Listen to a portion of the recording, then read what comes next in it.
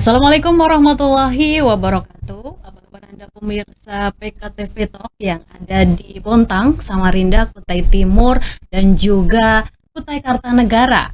Pada kesempatan kali ini PKTV Talk akan membahas tentang Bontang, kota kecil non vital. Dan untuk kesempatan kali ini saya sudah kedatangan tamu, dan ini kita sebenarnya sudah beberapa hari yang lalu mengundang, cuman ya karena kesibukan beliau nih baru bisa kita berdialog langsung, berdiskusi langsung dengan beliau, yaitu Komandan Kodim 0908 Bontang, Letkol Arhanud Khairul Huda.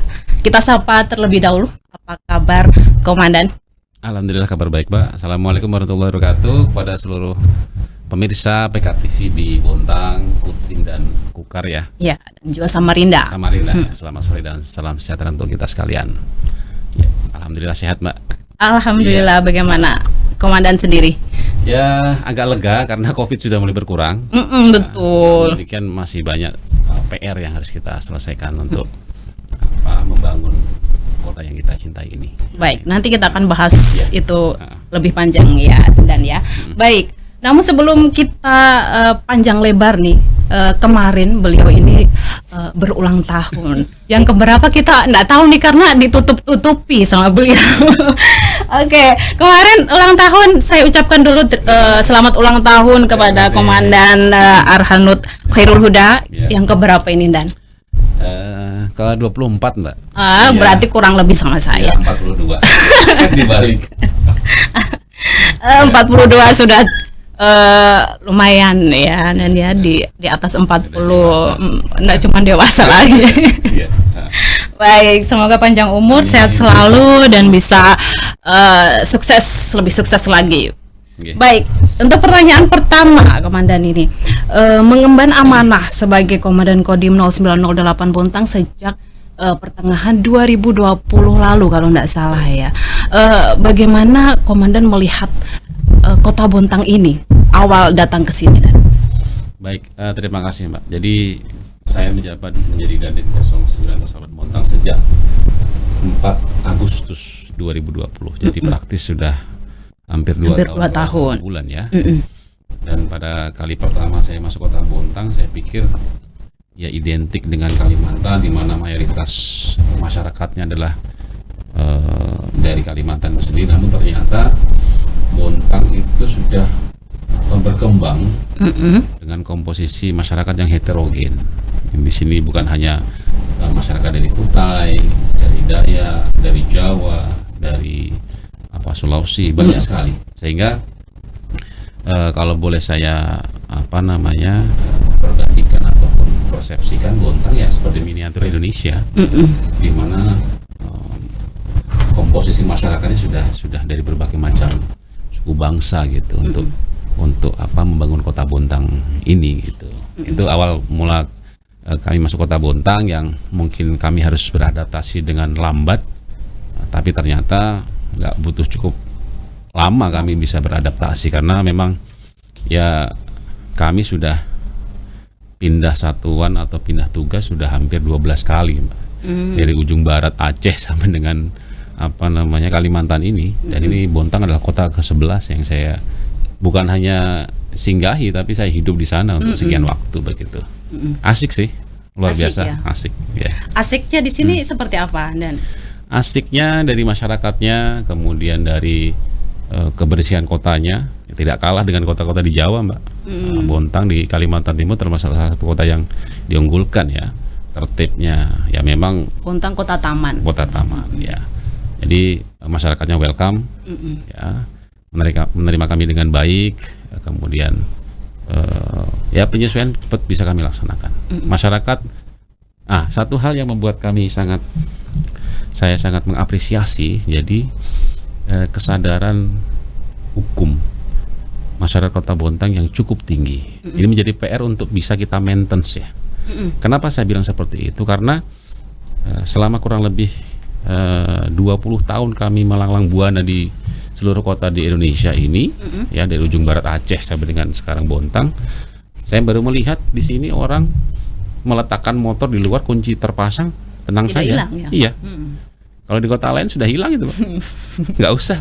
Dan cuma helmnya Gak ya? cuma helmnya, motor-motornya itu Ya. kuncinya diambil pun bisa hilang gitu. Makanya saya salut dengan kondisi ini dan ini menjadi PR ya, PR untuk masyarakat Kota Bontang. Mari kita jaga ini trust antara masyarakat sehingga beban aparat untuk menertibkan bisa lebih ringan gitu. Ya, nanti ada kaitan dengan yang kita bahas. Oke, baik Dan. Kalau tadi Komandan bilang kalau di Bontang aja helm aja, motor, kunci aja ditinggal aja ndak hilang. Apakah hal itu akan terus berlanjut dengan Komandan melihat Bontang saat ini? Bukan berarti tidak ada ya. Namanya kejahatan kan dua hal menjadi faktor. Pertama ada niat, yang kedua ada kesempatan begitu kan.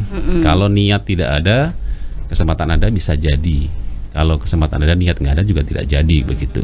Sehingga dibutuhkan saling menjaga, ya saling menjaga antara masyarakat, di mana suatu kampung RT misalnya, ya satu dengan yang lain jangan hilang itu namanya saling mengenal, gotong royong, ya kemudian ya nilai-nilai inilah nilai-nilai kemasyarakatan yang selama ini sudah diwariskan nenek moyang kita jangan sampai hilang. Karena ketika nilai itu hilang, maka hilang sudah. Jadi kita tangga kecuriannya biasa aja. Tapi kalau nilai itu ada, kebersamaan, saling menjaga gitu. Jadi ada orang asing yang masuk, kalau dulu kan 1x24 jam wajib lapor RT. Iya. Sekarang tidak ada, tetap kita tanya, kita peduli itu siapa dan bagaimana. Sehingga pengamanan swakarsa ini berjalan dengan baik gitu. Itu yang harus kita pertahankan sih. Tapi sejauh Komandan melanglang buana itu tadi ya, apakah memang hanya di Bontang aja menemui suasana seperti itu? Ada beberapa kota lain, cuman yang saya lihat tingkat kesadaran dalam arti kriminalitas yang cukup rendah ya di Bontang ini. Ya mungkin kotanya juga kecil ya. Apakah itu dipengaruhi dari memang suku yang memang berbeda atau dari diri sendirinya? Itu butuh riset Mbak ya kalau gitu. Butuh riset, tapi paling tidak mayoritas masyarakat Kota Bontang memiliki tingkat pendidikan yang cukup tinggi. Ya kan, dengan tingkat kesadaran yang cukup tinggi juga gitu. Dan juga pengaruhnya sama ekonomi juga ketika kriminal itu muncul ketika ada ketidakseimbangan, ya ketidakseimbangan kondisi ekonomi masyarakat, maka muncullah niat untuk itu. Makanya kita harus sama-sama nanti yang kita bahas juga bagaimana memaintain bahkan meningkatkan Kota Bontang menjadi kota yang bisa diandalkan dalam segala hal begitu. Ya. Oke. Baik. Saat pertama kali berada di Kota Bontang, saat itu apa program pertama yang Komandan ingin lakukan melihat Bontang waktu itu? Ya, tentunya pertama kita kan orientasi terhadap wilayah yang menjadi tanggung jawab kami, di mana sebetulnya Kodim kami itu memiliki wilayah teritorial dari Kota Bontang sampai dengan Kecamatan Anggana sebetulnya sampai Kutai Kartanegara. Tapi oke lah, saya skupkan kecil Kota Bontang. Saat itu kami masuk sedang marak-maraknya pandemi COVID. Betul. Yang kedua kita dihadapkan dengan pilkada, ya pemilihan kepala daerah yang waktu itu antara Bunda Neni dengan Pak Basri. Sehingga fokus kami adalah bagaimana pilkada berjalan dengan aman, COVID juga terjaga, begitu. Jadi dua sisi harus kita seimbangkan. Jadi pada saat itu kami sangat ingat patroli kita galakkan, komunikasi sosial dengan para stakeholder, penyelenggara maupun pelaku pilkada itu sendiri kita maintenance supaya semua berjalan balance gitu. Sehingga alhamdulillah semua itu bisa kita lalui dan ya sampai dengan saat ini semua ya situasi kondisi masih bisa kita kendalikan begitu. Baik. Ya.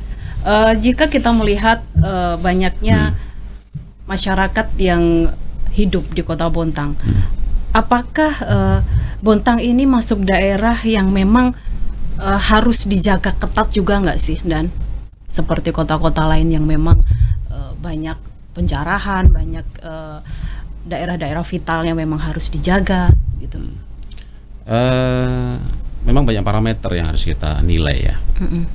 Ketika kita menentukan daerah ini harus lebih intens untuk pengamanan dan sebagainya. Namun pada prinsipnya bahwa semua daerah harus kita jaga. Kita baik TNI Polri itu adalah pagar. Pagar itu memang pada saat damai tidak terasa. ya kan? Tapi pada saat kondisi yang tertentu sangat dibutuhkan begitu. Betul. Nah kadang-kadang kita lupa dengan pagar itu, ya kan, nggak kita cat, nggak kita pelihara, sehingga pagar ini roboh gitu. Kita punya pohon mangga, ya kan? Terlena gitu. Terlena, diambil orang. Kalau ada pagar bisa kita yakinkan aman, ada pagar dan sebagainya. Nah ibaratkan kami seperti itu, artinya intensitas pengamanan juga dinamis ya. Ketika terjadi peningkatan eskalasi ya kita perketat. Ketika sudah bisa menurun eskalasinya ya kita perlonggar. Namun demikian kewaspadaan, ya deteksi dini, cegah dini juga kita lakukan. Karena bagaimanapun Bontang ini adalah kota yang memiliki aset, ya objek vital yang signifikan. Bukan hanya di Kalimantan Timur, tapi di Indonesia. Ya, PKT itu merupakan bukan salah satu sih, merupakan industri pupuk yang holding PI yang paling besar. Ya kan? Badak juga sama, walaupun sekarang kondisinya sudah tidak seperti dulu lagi. Tapi bermunculan industri-industri baru yang itu merupakan aset. Ada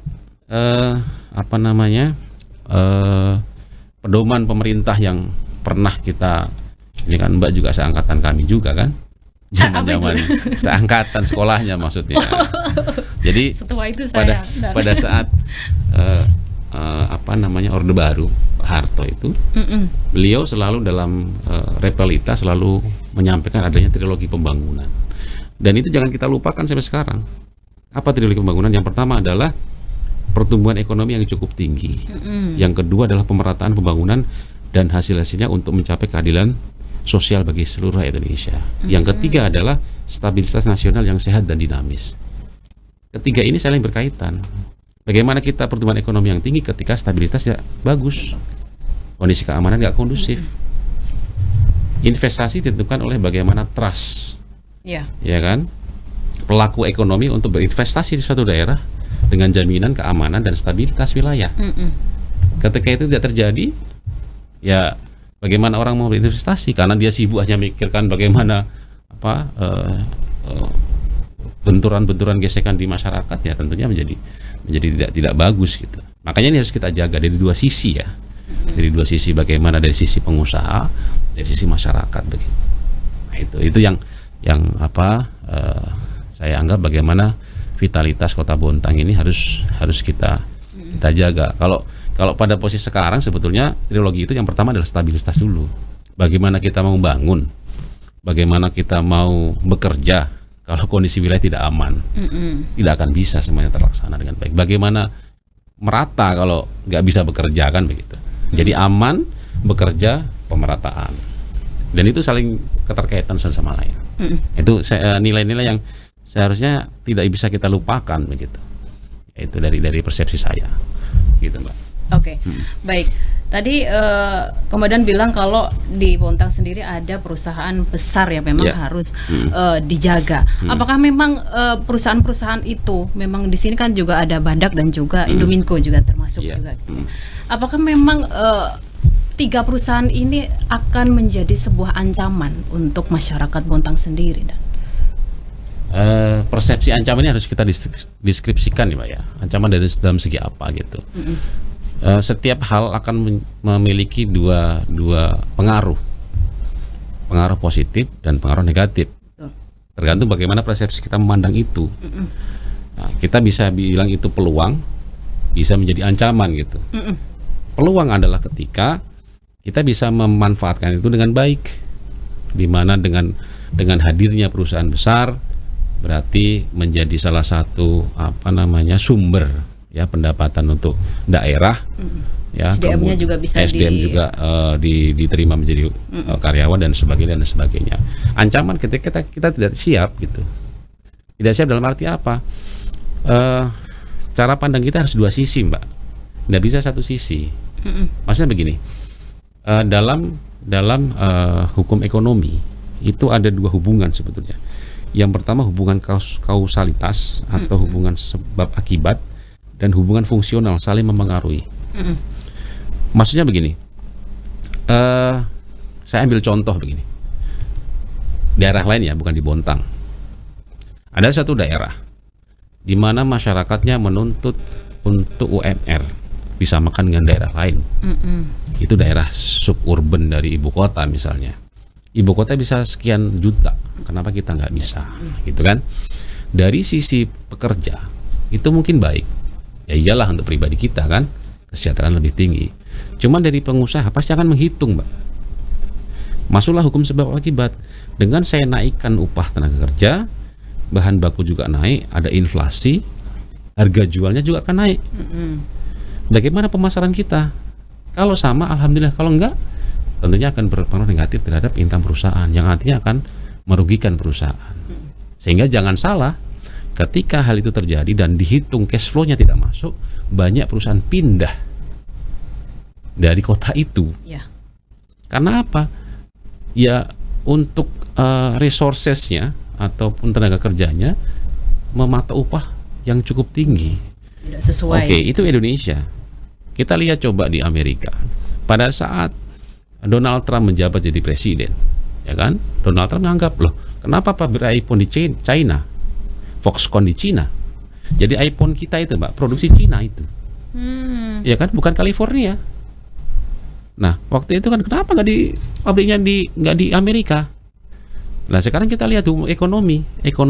Prinsip ekonomi adalah mendapatkan keuntungan yang sebesar-besarnya dengan modal yang sekecil-kecilnya. Begitu kan? Nah, sekarang kalau misalnya di Cina upah minimum regional, misalnya kita bilang UMR lah, ya kan, hanya $1.000. Amerika apakah mau $1.000? Minimal 5.000 dia, Mbak. Misalnya ya. Sekarang dengan $1.000 di Cina, iPhone kita itu harganya 20 juta. Ya kan? Bagaimana diproduksi di Amerika? 50 juta mungkin, Mbak. Siapa yang mau beli? Betul. Nah, inilah yang harus kita pahami dari dua sisi. Kebetulan kami juga banyak teman-teman dari rekan-rekan karyawan dan sebagainya. Tapi banyak juga rekan kami jadi pelaku usaha. Banyak kok dari mereka yang masih memiliki jiwa merah putih. Artinya dalam kondisi pandemi tidak mem-PHK karyawannya, masih banyak.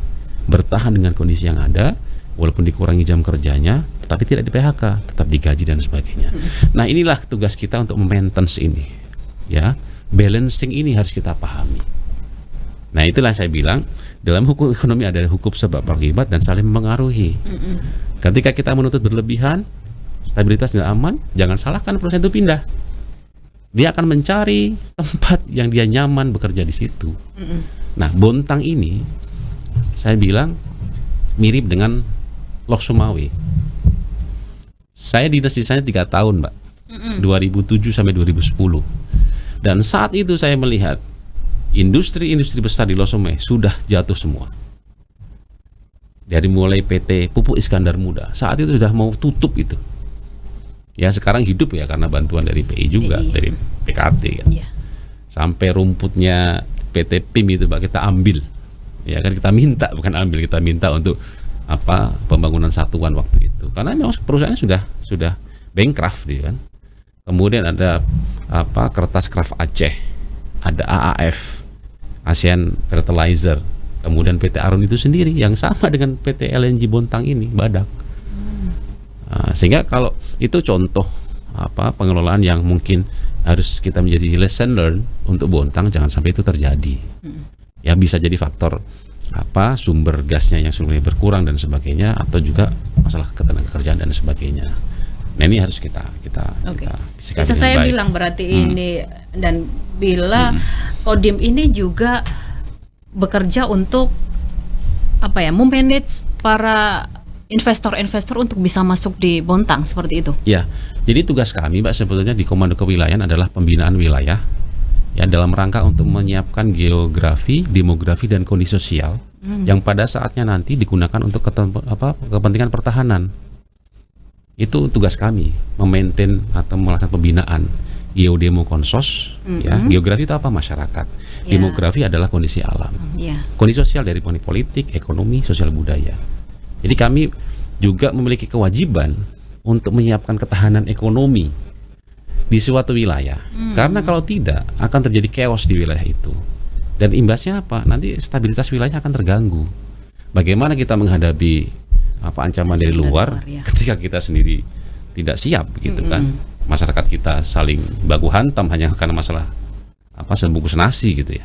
Makanya kita juga berkewajiban untuk memaintain itu semua gitu. Nah, itu Mbak.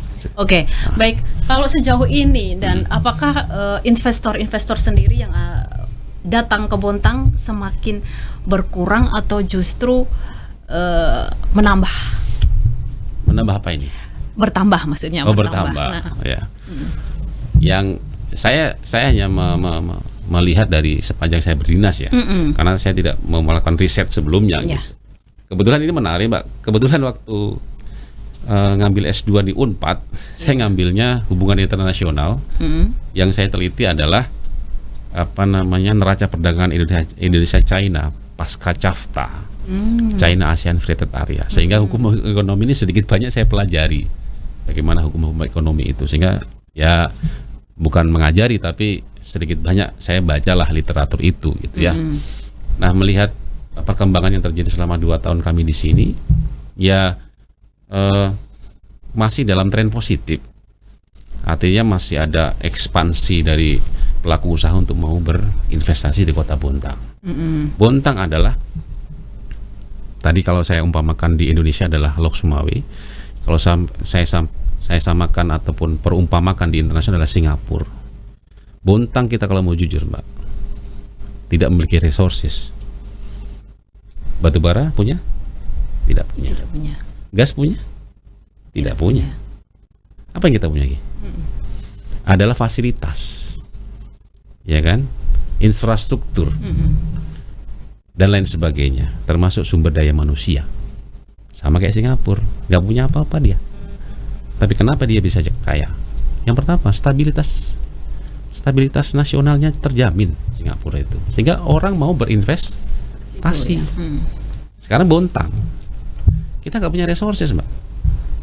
Batubara siapa yang punya? Daerah penyangga kita kan. Gas dari mana? Bukan dari Bontang, dari Muara Bada, gitu kan. Sehingga kondisi ini harus kita jaga gitu. Masyarakat harus paham bahwa pelaku usaha mau berinvestasi di Bontang karena infrastruktur yang sudah memadai. Ketika perusahaan minum nitrat misalnya atau apa, melihat di sini sudah komplek yang menyediakan pengolahan sumber daya listrik sudah ada, pengolahan air sudah ada, gasnya punya, pelabuhan ada, oke di sini saja, gitu kan? Daripada kita bikin baru misalnya di Kutim misalnya, mohon maaf ini, yang harus membangun A, B, C, D dan mungkin nilai investasinya sangat besar untuk memulai pekerjaan itu. Makanya peluang ini jangan kita lepas gitu. Masyarakat harus paham dan siapkan diri kita, ya kan? Siapkan diri kita untuk siap menghadapi itu semua. Maksudnya begini, masyarakat bekalilah dengan pengetahuan, skill, keterampilan, ya kan? Untuk bisa kesiap ketika dibutuhkan tenaga kerja yang dibutuhkan sesuai dengan skill yang dibutuhkan tadi. Begitu Mbak. Kalau menurut Komandan apakah sudah cukup atau masih perlu lagi untuk menambah investor di Bontang? Kalau bisa sebanyak-banyaknya. Kalau gitu. bisa sebanyak-banyaknya, ya kan, sebanyak-banyaknya. Kalau bisa, namun tetap dengan keseimbangan lah. Tidak mungkin satu kota industri semua kan, Mbak. Seimbangan antara kehidupan masyarakatnya dengan industri itu sendiri. Baik, kalau melihat dari masyarakatnya dan apakah memang para investor ini tertarik dengan masyarakat Bontang untuk menjadikan mereka sebagai tenaga kerja di dalam perusahaan tersebut? Tertarik kok, sepanjang memang memiliki kapasitas dan kompetensi. Masih perlu ditambah skillnya? Ya, kalau skill kan tidak mengenal batas ini Mbak, tidak mengenal batas ini, karena skill itu kan keterampilan, ya kan? Sejauh ini karena kebanyakan dari berita-berita yang beredar, tenaga kerja di Bontang tidak seperti yang ada di luar Bontang, maksudnya di Jawa kah, gitu. Bagaimana kalau kemudian? Saya tidak berkomentar terlampau jauh ya, karena tidak melakukan riset di situ. Tapi sebagai perumpamaan begini saja, skill itu adalah keterampilan. Semakin banyak diasah, dia akan semakin baik, gitu kan? Pengetahuan itu adalah pemahaman tentang sesuatu hal gitu. Seperti kita belajar bahasa, Itu skill atau pengetahuan? Pengetahuan? Salah. Bahasa itu skill. Mbak nggak bisa belajar bahasa Inggris hanya dengan baca, tapi dengan praktek. Skill itu dibutuhkan praktek. Nggak bisa mbaknya belajar bahasa Inggris sebulan, baca tok, ngapalin, nggak pernah ngobrol dengan orang lain. Bisa? Tidak bisa. Itulah Berarti skill. tetap sebenarnya harus balance juga. Betul. Jadi semakin banyak. Kenapa orang ini saya buka-bukaan saja. Kenapa orang yang bukan masalah Jawa tidak Jawa ya, di luar itu punya dibilang skillnya lebih ya karena jam terbang dia lebih banyak. Sementara perusahaan itu dituntut waktu, deadline. Dia ada progres. Sekian bulan, sekian persen harus progres. Ya kan? Sekarang kita bilang kemampuan mengelas misalnya. Saya sama mbaknya misalnya, saya sudah berkali-kali ngikuti proyek di Aceh, di Palembang, di Irian. Sudah tahu mengelas lah. Nah, begitu dikasih tugas, 1 menit saya selesai. Mbaknya 2 jam nggak selesai. Gitu kan? Nah, ini menjadi PR sebetulnya. Jadi kita nggak boleh sepihak melihat. Loh ini harus begini. Ya, sekarang bagaimana tugas kita? Ya pemerintah kita semua ya, untuk ayo dong kita tingkatkan skill ini. Nah, kita dorong juga perusahaan membuat balai latihan kerja BLK itu. Di Snaker juga sama. Gitu kan. Yang kita sebagai warga masyarakat yang membutuhkan pekerjaan juga harus punya effort untuk itu gitu loh. Ya kan? Nah, ketika itu ketemu enak sebetulnya. Tapi ketika itu nggak ketemu ya, di satu sisi perusahaan dikasih deadline waktu, ya sekian bulan harus selesai. Di satu sisi kita skillnya terbatas, minta masuk. Nah, di sini gimana nggak laju-laju nih perusahaan ini, nah gitu kan? Itu yang menjadi PR semuanya sebetulnya. Jadi tidak pada posisi saling menyalahkan, tapi saling memahami, saling empowering satu sama lain. Perusahaan paham. Saya yakin mau kok mereka merekrut banyak masyarakat Bontang sepanjang kompetensinya masuk kan begitu. Nah itu sudah kita tentunya dengan pemerintah kota bukan bagian saya untuk meyakinkan para pelaku usaha untuk itu gitu. Karena bagaimanapun kosnya lebih murah kalau penduduk lokal, ya kan, daripada ambil dari luar. Ya. Gitu. Kalau Komandan sendiri melihat perusahaan-perusahaan di Bontang di sini seperti apa dalam mereka memberdayakan masyarakat Bontang sendiri? Ya tentunya kan dalam hal industri kan sudah ada pengawasan dari pemerintah daerah, sudah ada perda yang mengatur itu, ya kan? Ya mungkin saya tidak punya data otentik yang lengkap lah untuk itu. Tapi sepanjang pemerintah daerah pengawasannya, dan saya yakinkan itu bahwa itu dilaksanakan gitu. Dari Dinas Tenaga Kerja, dari Dewan DPRD juga memantau. Kalaupun ada hal yang kurang ya tinggal dipanggil di RDP, kemudian diberikan arahan dan sebagainya gitu, ya kan? Nah itu saja kalau menurut saya.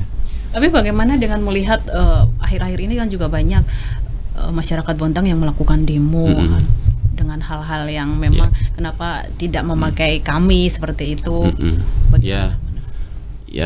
Aturan unjuk rasa memang diperbolehkan, namanya kebebasan untuk menyampaikan pendapat kan. Tapi ingat kebebasan itu juga dibatasi dengan kebebasan orang lain gitu. Jadi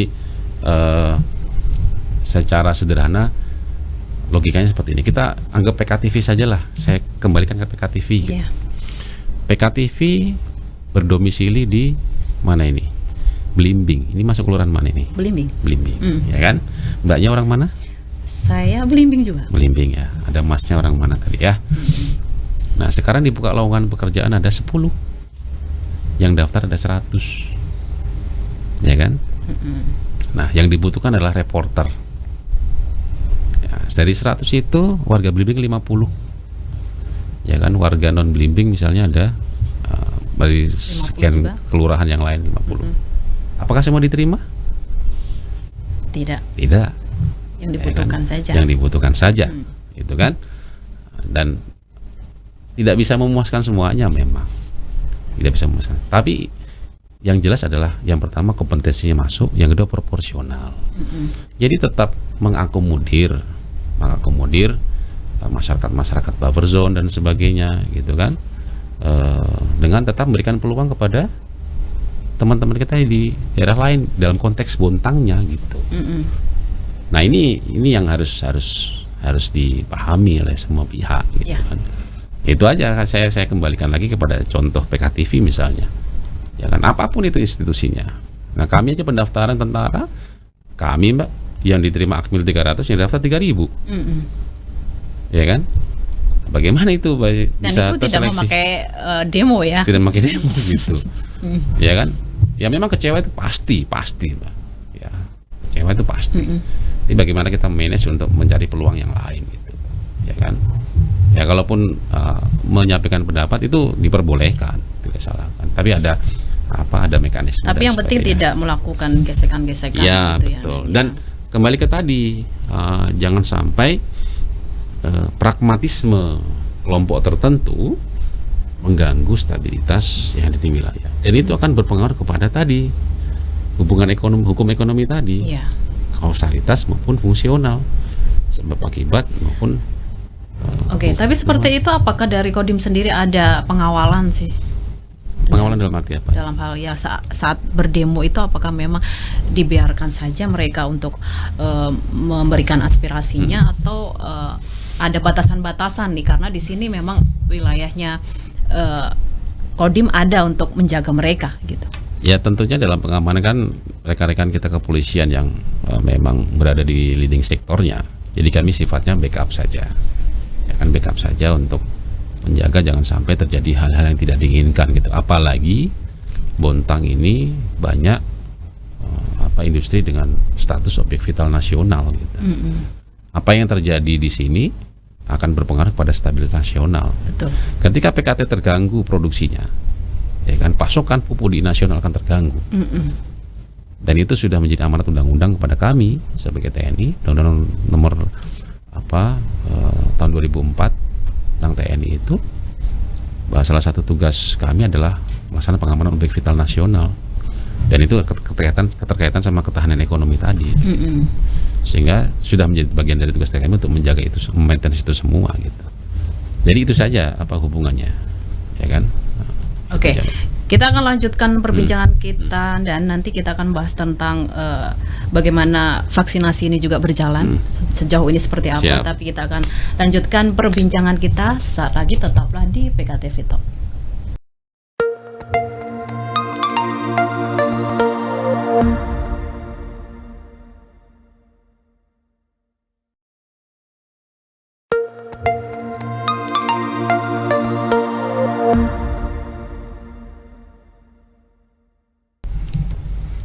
Terima kasih pemirsa PKTV Talk. Kita kembali lagi di tema kita kali ini, yaitu Bontang Kota Kecil Nan Vital bersama Komandan Letkol Arhanud Khairul Huda dan Dim 0908 Bontang. Baik, saya akan kembali di pertanyaan tadi dan bahwa kita sudah membahas tentang bagaimana sih kita mau manage perusahaan agar bisa balance dengan masyarakatnya. Lalu bagaimana sebenarnya apa yang menjadi konflik dari masyarakat sendiri dengan adanya perusahaan-perusahaan ini, kemudian dari pemerintahannya juga yang akhirnya harus menurunkan seorang komponen kesatuan Kodim dalam menyelesaikan ini. Menyelesaikan apa ini, Mbak? Konflik-konflik tersebut. Bukan harus menurunkan, karena memang itu bagian dari tugas kami kan gitu. Iya. Menjaga sampai dengan memediasi sampai dengan menyelesaikan gitu. Tadi pertanyaannya happy-nya di mana ini? Happy-nya pertanyaannya ini. Happy-nya bagaimana seorang komandan ini untuk bisa menyelesaikan konflik-konflik ini antara mungkin dari masyarakat sendiri kepada perusahaan yang memang seperti tadi yang saya bilang harusnya mereka dipekerjakan namun tidak bisa masuk di perusahaan itu mungkin gitu. Memang itu dibutuhkan kesepakatan bersama ya antara berbagai pihak yang terlibat dalam hal ini. Dan ini memang membutuhkan kelegowoan, karena pada prinsipnya equality itu bukan sama rata sama rasa gitu. Equality, keadilan itu bukan berarti anak SD kita kasih uang jajan 5.000, SMP juga 5.000. SMP juga 5.000 gitu kan. Jadi ada proporsionalitas lah dalam konteks Iya. ini. Dan tapi proporsionalitas itu sekali lagi adalah relatif ya Mbak ya, relatif. Kembali kepada parameter kompetensi yang dibutuhkan, ya kan. Nah, saya menghimbau, saya dan mengajak, termasuk saya menginisiasi, ayo mari kita sama-sama bangun Bontang dengan menghilangkan pragmatisme pribadi. Ya, karena kepentingan pribadi saya, gitu kan, pribadi saya, kamu, Anda dan sebagainya. Tapi itu nggak bisa dihindari memang. Karena bagaimanapun akunya akan tinggi. Ketika kepentingan nggak terakomodir, ya kan, pasti akan membuat meriak di situ gitu. Sehingga dibutuhkan kompromi untuk penyelesaian jangka pendek, menengah dan jangka panjang. Dengan adanya keterbatasan kebutuhan tenaga kerja dan sebagainya, tentunya akan ada seleksi di situ. Ya kan, seleksi, kita siapkan kompetensi dari masyarakat. Dan ketika sudah terseleksi dan ada yang pihak yang tidak diterima, ya tentunya menjadi ya PR kita bersama. Kenapa ini? Karena kuota kah, gitu kan? Karena kuota kan nggak bisa diatur, nggak bisa dilawan gitu. Misalnya kuotanya cuma 20 gitu, nggak bisa dikuotanya jadi 200 gitu, karena kebutuhannya cuma 20 gitu. Pasti akan ada yang tereliminir gitu kan. Nah, tugas kita bersama adalah untuk menyiapkan teman-teman ini memiliki skill yang dibutuhkan, yaitu dengan pelatihan-pelatihan. Ya, pelatihan-pelatihan. Tentunya perusahaan juga akan memilih kok orang-orang yang punya skill. Ya tadi saya sampaikan, orang yang bisa ngelas hanya 2 menit dibandingkan orang yang bisa mengelas dalam waktu 2 jam. Tapi bukan hanya itu saja ya. Jadi jangan nanti wah Pak Dandim, bukan. Tapi bagaimana itu dulu kita bekali dulu gitu. Ya kan, itu bekali dulu sehingga secara nilai jual kompetisinya dapat. Itu kan baru asas proporsionalitas tadi. Dengan harapan ya masyarakat kita banyak yang menjadi ya bisa masuk bergabung dengan itu. Artinya jangan menjadi tamu di rumah sendiri, itu betul. Tapi ingat, itu tidak gratis gitu. Bukan artinya mengeluarkan uang. Tapi ditemukan kesiapan kita untuk mampu dan memiliki kompetensi yang dibutuhkan. Itu saja kalau dari kita. Baik, berarti bisa saya bilang bahwa awal dari konflik itu sendiri dari diri kita sendiri yang tidak legowo seperti itu ya, dan ya. Atau memang kita sudah bisa, tapi kok tetap tidak diterima seperti itu, dia juga bisa menimbulkan konflik juga kan? Iya, ya potensi itu memungkinkan itu terjadi gitu. Tapi memang hubungan sebab akibat kan memang ketika ada, nggak usah saya bilang perusahaan lah, rekrutmen kami saja ataupun Polri, gitu kan, alokasi cuma 10 orang yang daftar 100 Mbak. Pasti ada 90 yang tereliminir, itu pasti. Apakah yang 90 terus demo? Iya. Ya, itu kan suatu hal yang ya gimana ya, itu bagian dari seleksi gitu kan. Tapi kita harapkan juga perusahaan transparan dan sebagainya. Jadi memang dua sisi nih, dua sisi harus kita bina begitu ya. Dari Dispora pun sekarang sudah mulai dan sudah berjalan gitu kan. Dinas-dinas Pak Wali Kota juga memberikan perhatian yang lebih gitu. Jadi sama-samalah ayo kita jalan tengah gitu ya, supaya konflik terjadi. Karena gini, saya akan kembali kepada trilogi tadi dulu. Ketika iklim investasi suatu daerah tidak kondusif, maka akan pengaruh ini. Ya mungkin nanti akan dibangun Prabu ini bisa bubar loh ya. Mungkin komandan, mungkin karena melihat kok begini terus kondisinya, sudah pindah saja. Mungkin, dan itu di Jawa sudah banyak Mbak. Ya kan, bagaimana perusahaan ini pindah ke Jawa Tengah gitu. Karena tidak ada peningkatan. Karena ada peningkatan profitnya juga ya, tidak tuntutannya ada, ya. tinggi gitu kan, tapi hukum ekonomi kan bagaimana pasaran bagus. Jadi semua keterkaitan gitu.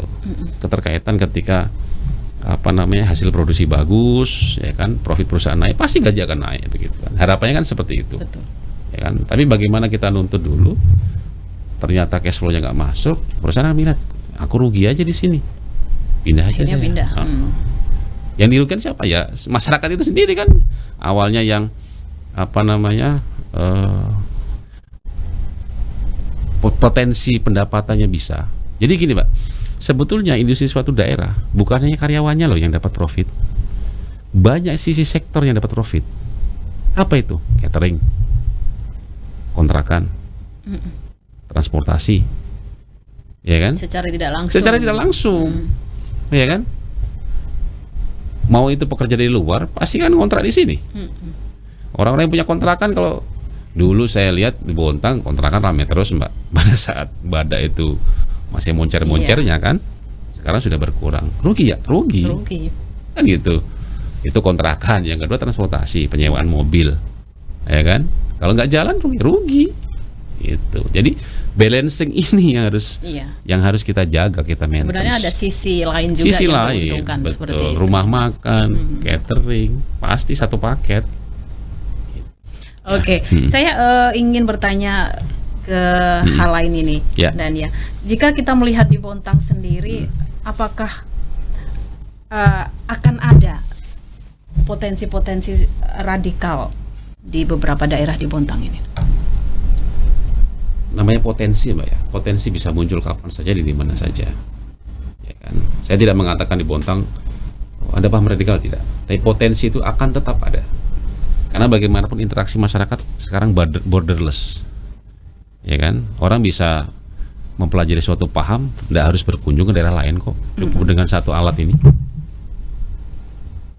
Ini satu alat ini bisa semuanya kemana-mana gitu.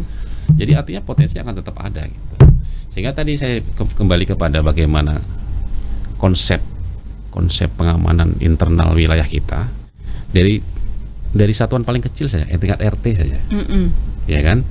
RT punya tempat ibadah, tidak mengenal apa itu Nasrani, Muslim dan sebagainya, semua golongan agama dan sebagainya, termasuk suku ras dan ya golongan gitu. Ya bagaimana untuk melaksanakan cegah dini dan deteksi dini, gitu kan, terhadap potensi-potensi yang ada, dan potensi akan tetap ada, karena ketika kita sudah mikir nggak mungkin komandan, ya kan, nah begitu terjadi apa-apa kita nggak siap. Misalnya kita punya rumah Mbak, ya kan, kita bilang aman aja komandan, nggak usah pakai pagar, ya kan, motor di luar itu di luar. Tadi kejadian ada dua sisi Mbak, nggak ada niat ada mobil ini kunci di dalam, itu kan niatnya muncul lah di situ, sehingga tetap kita harus antisipasi ini gitu, bahwa.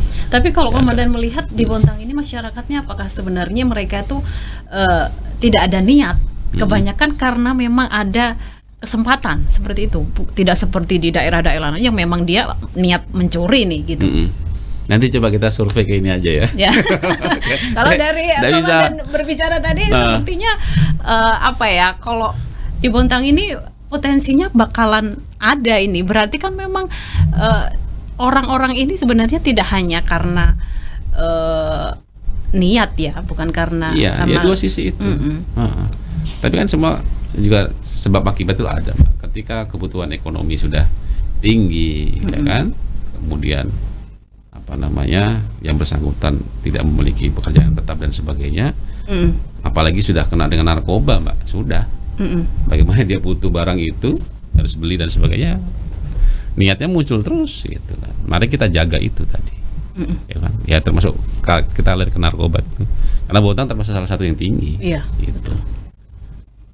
Baik, saya ingin bertanya terkait pilkada kemarin, waktu komandan awal datang di Bontang itu juga pas pilkada gitu ya.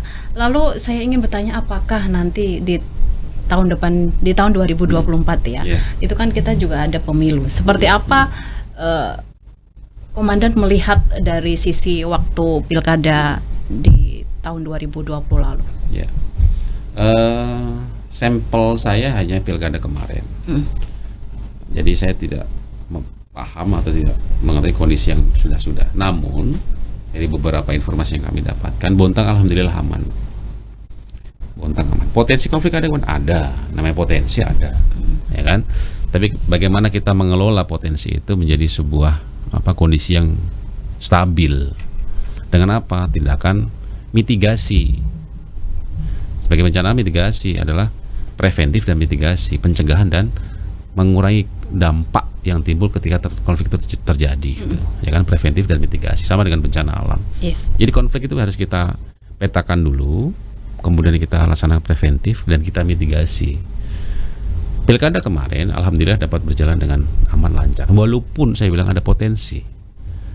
Ya, kalau masih ingat waktu itu ada malam-malam ada sempat konflik kan di daerah apa di dekat Denrudal itu. Kemudian pada saat quick count dan sebagainya itu kami dengan Bu Sekda kemudian Pak Kapolres waktu itu safari keliling ke tiap-tiap posko untuk memitigasi preventif, jangan sampai ada pihak-pihak yang euforia, yang kecewa dan sebagainya sehingga melakukan tindakan yang kontraproduktif gitu. Dan yang perlu diingat bahwa jangan sampai ada pihak ketiga yang bermain di air keruh, di mana kedua pihak ini sudah oke, ada pihak yang mencoba untuk menimbulkan situasi yang menimbulkan gejolak. Tapi kebiasaan seperti itu harus kita jaga. Sehingga 2023 sudah mulai terasa ini, ya kan, iklim apa namanya pesta demokrasi ini. Saya pesan ya masing-masing pihak untuk saling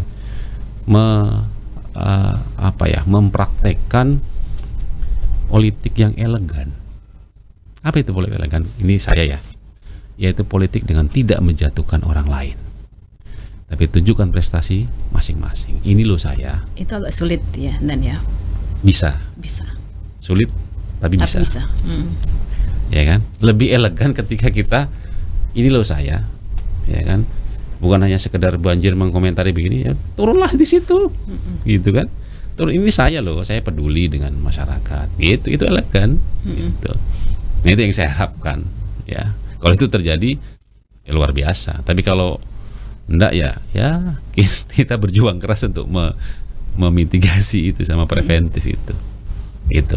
Tapi melihat saat itu apakah di 2024 nantinya akan ada gejolak itu lagi, dan ya saya selalu bilang bahwa kalau kami dari kacamata intelijen gitu ya, sama lah itu potensi itu akan tetap ada.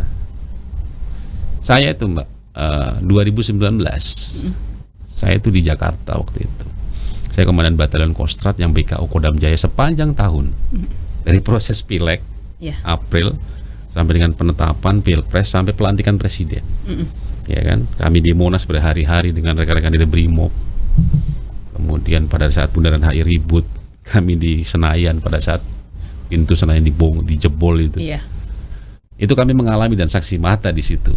Kan bagaimana demokrasi ini begitu kerasnya gitu. Bontang alhamdulillah insya Allah jauh dari situlah. Jauh dari situ.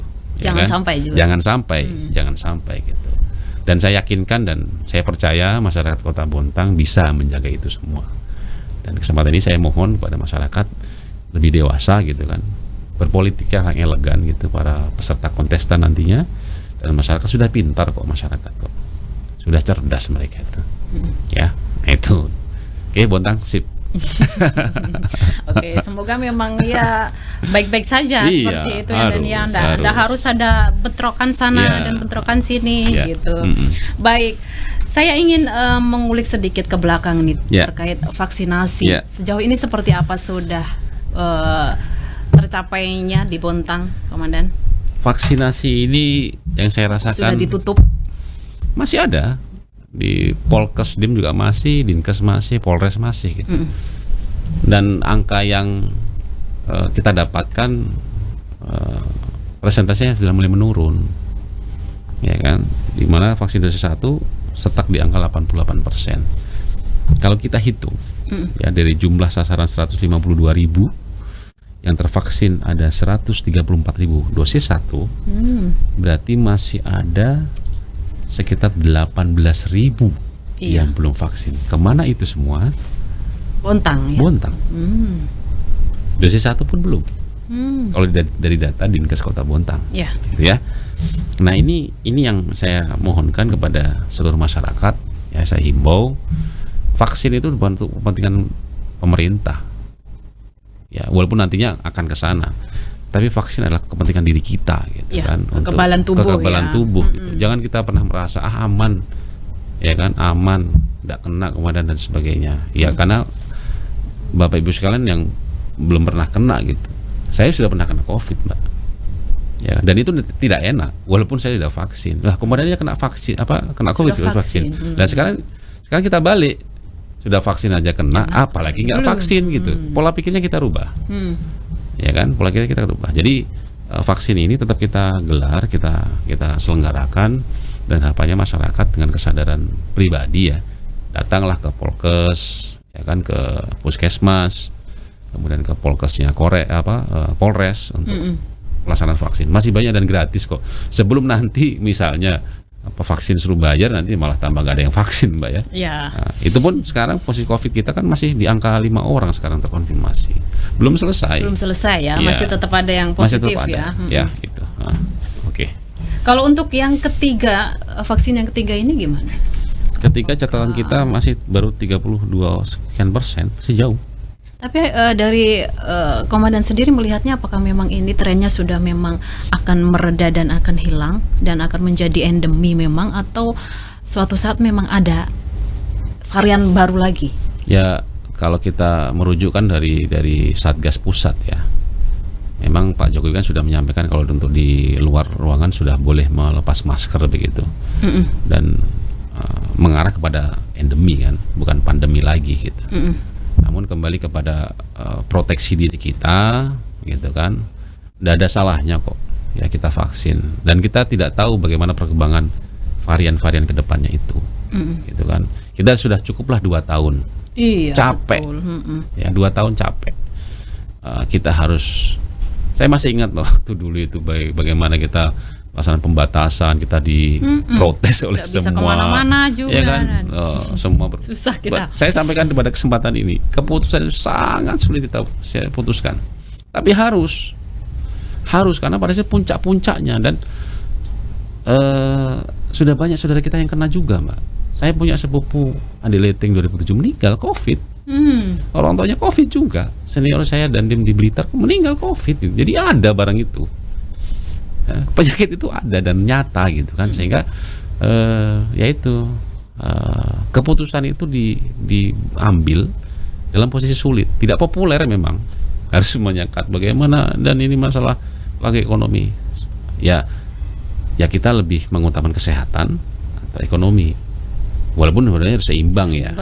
Tapi bagaimana kita bekerja kalau kita sakit kan begitu, ya kan? Tapi kita nggak bisa bekerja. Nggak bisa bekerja, gitu. Tenaga medis kita terbatas, ya kan, kita. Dan di saat bapak ibu sekalian di rumah untuk dibatasi, kita masih di jalan, masih sama tenaga medis untuk mengecek sana sini kan. Iya, betul. Walaupun itu tugas kami begitu kan. Tapi kembali kepada tadi, sudah cukup 2 tahun ini kita mengalami hal seperti ini. Jadi lengkapilah vaksinasi ini sehingga betul-betul yakinkan bahwa ya 100% lah bisa jadi endemi gitu Mbak. Ya. Baik, yang terakhir, dan saya ingin bertanya bagaimana harapan komandan ini dengan Kota Bontang yang akan menjadi salah satu kota penyangga ibu kota negara. Seperti apa komandan berharap untuk Kota Bontang ini? Ya,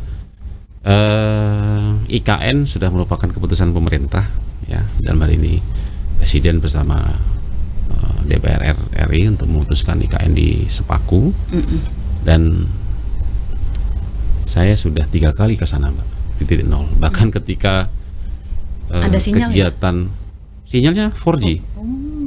Karena memang di situ dibangun, Mbak, dibangun tower khusus untuk melayani kegiatan-kegiatan di situ. Yeah. Dan bahkan ketika launching kegiatan pengumpulan tanah dan air ya dari seluruh Nusantara di IKN oleh Presiden Jokowi, saya di situ. Saya ditugaskan menjadi komandan Satgas pengamanan di titik 0. Ikut kemah berarti kemarin. Ikut kemah. Jadi saya sudah merasakan tidur di sana, Mbak. Saya sudah merasakan mandi di sana dan bangun pagi di sana.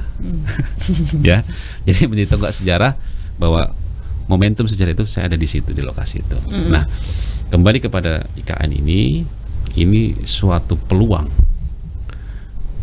yang harus kita tangkap dari awal, ya kan, bahwa Kalimantan Timur akan menjadi center of gravity Indonesia, ya kan. Memang letaknya di Sepaku, nanti melebar sampai dengan Samboja. Jadi kawasan ini kan ada 3, Mbak. Kawasan inti pusat pemerintahan, pengembangan dan lanjutan. Ya, sekarang yang dibangun KIPP namanya. Itu 6.000 hektar. Itu pusat pemerintahan semua di situ. Nanti ada ring 1, ring 2, ring 3. Berarti ini ring satunya dulu. Ring 1 dulu. Ring 3 nanti sampai dengan pelabuhan di Samboja sana. Itu menjadi kawasan IKN. Nah, itu harus menjadi, kita harus tangkap ini menjadi suatu peluang ke depan. Apa sih yang Bontang bisa kembangkan? Gitu ya. Belajar dari, saya hanya pernah ke tempat ibu kota baru ya di Australia, Mbak. Ini sebagai gambaran saja, ya kan. Kalau di Malaysia kan juga pindah ibu kotanya kan, Brazil pindah. Tapi yang saya pernah bersinggah adalah di Canberra. Canberra itu ibu kotanya Australia. Dulu bukan Canberra, karena Canberra dibentukkan dia antara Sydney dengan Melbourne.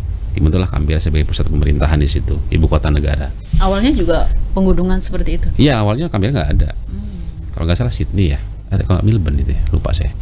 Pokoknya Canberra menjadi ibu kota baru untuk Australia begitu. Di sana murni pusat pemerintahan. Jadi mall tuh mungkin 1-2 saja, tidak ada mall. Tapi perkantoran lengkap. Jadi apa ya? One stop office lah. Artinya kantor Perdana Menteri di sana ya. Prime Minister di situ. Kemudian DPR di situ. Mungkin seperti Malaysia. Departemen di situ. Malaysia juga ya. Ya, saya nggak pernah Malaysia, Mbak. Jadi nggak tahu saya. Kalau Singapura sudah lah. Nah, ketika dalam kegiatan apa ya, administrasi pemerintahan, ya cukup di Canberra aja selesai. Tapi jangan berharap di situ menjadi kota apa namanya hiburan dan sebagainya, karena tidak ada. Jadi rata-rata ketika weekend Sabtu Minggu mereka keluar ke Sydney atau ke Melbourne. Sepi di situ. Sepi di situ. Ya kan, sepi di situ karena memang menjadi pusat pemerintahan saja. Weekend sepi. Ya, fasilitas olahraga jarang. Ya kan, mall juga 1-2, hanya supermarket kecil aja, minimarket saja. Jalan pun sepi, penginapan bahkan penginapan sepi. Penginapan. Saya ke penginapan waktu itu biasalah, nggak terlalu ramai begitu. Nah, itu contoh ya, bukan berarti head to head bisa kita akan terjadi di sini, karena kulturnya juga beda. Indonesia itu kan semuanya di objek wisata, titik nol aja di objek wisata sekarang, Mbak. Sampai dibatasi sekarang, semuanya foto-foto di situ. Nah, kita lihat potensi Bontang. Apa sih yang milik Bontang? Yang pertama jelas industri, ya kan. Yang kedua jasa, yang ketiga pariwisata. Nah, ini harus kita tangkap oleh Bontang, ya kan, untuk bagaimana menjadi suburbannya IKN. Walaupun kita terbuffer oleh Samarinda ini, ya kan, Samarinda yang kena imbas dulu, das, gitu kan. Nah, habis itu Bontang. Nah, biarlah Bontang tetap menjadi kota industri, ya kan, yang memang menjadi sentra apa industri nasional untuk pupuk dan sebagainya. Tapi kita bisa menawarkan yang lain berupa jasa dan pariwisata. Ya kan, orang dari IKN mau plesir kemana nih? Mau ke Derawan kejauhan, ke Berau, ya kan, mau ke Samarinda nggak ada pantai, larinya ke sini, ke Beras Basah. Beras Basah ya. Gitu kan? Nah, itu harus kita tangkap dari awal gitu. Nah, tentunya ini butuh infrastruktur, makanya saya sangat mengharapkan itu proyek strategis nasional kan 2 Bontang ini. Yang pertama adalah revitalisasi PT Badak apa LNG, yang kedua adalah pembangunan jalan tol poros Samarinda Bontang, itu PSN, proyek strategis nasional. Nah, harapan saya itu terrealisasi begitu. Jadi infrastruktur yang menghubungkan urat nadinya Samarinda Bontang mudah gitu. Jadi orang begitu mau inilah udah Bontang aja. Gitu. Ya begitu sampai Bontang, sampai Muara Bada udah pusing duluan ya gitu. Sudah muntah-muntah dulu. Dan sampai sini juga udah cukup only once time ya, nggak mau lagi. Kemarin saya kan punya teman, ada salah satu owner hotel di Balikpapan, ini cerita saja. Dia orang Malaysia, dia ke Bontang untuk silaturahmi dan sebagainya. Begitu cerita kan, pakai bahasa Malaysia itu. Saya ke sini, saya pikir waduh jauh sekali gitu. Tapi Bontang bagus. Jalannya bagus, mulus Bontang, tapi jalan ke sini malas, saya nggak mau lagi ke sini katanya. Jadi ini ironi kan, ketika kita dipuji kotanya, tapi jalur akses ke sini juga orang malas ke sini kan. Makanya ini jadi PR betul kan. Yang orang Bontang aja malas, apalagi yang dari luar gitu kan. Dan makanya ini PR sama-sama ya, baik dari pemerintahan, mungkin Mungkin ada, mohon maaf Bapak Ibu yang anggota dewan di DPR RI maupun DPD yang dapilnya Bontang, Sangatta atau Kutim dan Kukar. Ayo perjuangan dong. Iya. Poros Samarinda Bontang ini, Pak Gubernur juga kalau melihat tayang ini, ayo dong sama-sama kita perjuangkan, karena ini sebagai urat nadi perekonomian di Bontang, mas kami gas gitu kan. Jadi itu yang kita tawarkan, pariwisata bisa, jasa pun bisa, perkantoran kayak Singapura itu Mbak. Semua perusahaan Eropa punya kantor perwakilan di Singapura, karena mereka jadi hub internasional gitu, perdagangan dan sebagainya. Makanya ketika Semenanjung perbatasan Thailand mau dibuka, jadi terusan itu, Singapura paling ngeyel untuk menantang itu. Karena ketika terusan dibentuk, kapal-kapal dari Cina Selatan tidak akan masuk ke Singapura, dia akan langsung ke Samudra Hindia lewat terusan itu. Itu kan isu sudah lama, itu. Sehingga Bontang itu yang menurut saya ya kacamata. Walaupun masih banyak yang lain potensi yang bisa kita kembangkan. Ya nanti PR lah buat calon-calon wali kota. Yang penting jalannya dulu, iya dan ya. Jalannya dulu. Tapi ya kalau saya bilang paralel sih. Artinya ini berjalan. Karena kalau seri, wah jalannya kurang bagus, kayaknya Bontang berhenti kan nggak bisa. Seri kan artinya saling tunggu-tungguan nih. Jalannya kurang bagus kok, ini kita bangun salah. Berarti paralel gitu bareng, ya kan. Ayo kita revitalisasi beras basah misalnya. Kemarin saya sudah mendengar dari Dinas Pariwisata sudah punya konsep. Kemudian bagaimana kita membuat ikonik batik khas Bontang yang bisa diproduksi oleh masyarakat Bontang. Saya pernah dinas di Cirebon, Pak. Saya udah bilang sama Pak Wali Kota. Cirebon itu ya memiliki destinasi wisata yang ikonik gitu ya. Jadi di sana ada namanya Trusmi. Kalau Mbak pernah ke Cirebon ada batik Trusmi. Satu kampung produksi batik. Namanya batik Trusmi. Trusmi. Jadi batik motifnya mega bendung. Oh. Daerahnya Trusmi. Jadi setiap ada tamu pasti diarahkan ke sana, ya kan? Dan di sana rumah-rumah itu produksi batik kayak di Jogja gitu. Menjadi milik masyarakat Bontang. Milik masyarakat Cirebon. Yang motif mega bendung itu bisa diproduksi oleh semua orang gitu kan. Satu wilayah ya. itu. Gitu kan. Itu ekonominya betul-betul tumbuh di situ. Yang kedua kuliner. Dari mulai empal gentong, ya kan, nasi jamblang dan sebagainya, dan itu marak terkenal di Cirebon. Dan satu lagi yang saya bilang sama Wali, bahwa di sana punya tempat namanya rumah kerang, Mbak. Bentuknya kerang? Rumah kerang, bukan. Jadi dia memproduksi alat-alat rumah tangga ya, dalam artian lampu, kemudian hiasan meja dari kerang. Dan nilainya jutaan rupiah. Tempat cermin begitu kerang, bagus di situ, jutaan rupiah di situ. Nah saya melihat Bontang ini kan punya banyak sumber kerang ini, jadi bisa melaksanakan studi banding ke sana untuk untuk menjadi tolak ukur lah, contoh yang bisa kita kembangkan dalam hal wisata ini. Dan kembali ke tadi, stabilitas masyarakat harus kondusif. Jadi saya melihat generasi muda Bontang ini, kalian punya potensi entrepreneur ya, dalam hal kemampuan IT, dalam hal musik, seni, banyak Mbak yang bisa kita empowering. Tinggal banyak event yang harus kita gelar. Contoh festival band kah, ya kan? Kemudian festival film pendek yang kemarin digelar. PKTV menjadi salah satu inisiator. Saya harapkan makin banyak menggelar event itu. Jadi tidak tergantung kepada perusahaan yang besar juga, tapi mengambil sisi lain gitu.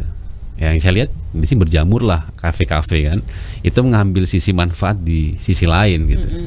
Dari perkembangan industri. Pasti kan tenaga kerja yang di sini kan pasti malam butuh makan, butuh nongkrong dan sebagainya. Nah ini harus kita ambil begitu. Okay. Baik, terima kasih Komandan sudah berbagi cerita. Tak terasa kita sudah 1 jam ini dan kita ngobrol-ngobrol ya. Baik, semoga apa yang sudah kita obrolkan tadi bisa menjadi pengetahuan juga untuk masyarakat Bontang, dan kita sama-sama untuk menjaga kota Bontang agar kondusif ya. Komandannya. Baik. Saya Rahmatalita beserta kerabat kerja yang bertugas pamit undur diri. Terima kasih atas perhatian Anda. Wassalamualaikum warahmatullahi wabarakatuh. Waalaikumsalam warahmatullahi wabarakatuh.